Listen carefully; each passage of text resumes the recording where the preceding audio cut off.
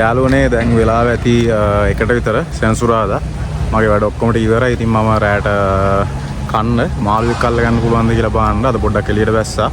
මූදු පැත්තට යන්න ගියේ රැල්ල සරයි හුලඟත් එක්ක මේ දවස්වල මේකට මාර හුලඟක් තියෙන්නේ. ඉතින් බලමු ඇලකට try එකක් දීලා මොකක් හරි අල්ල ගන්න.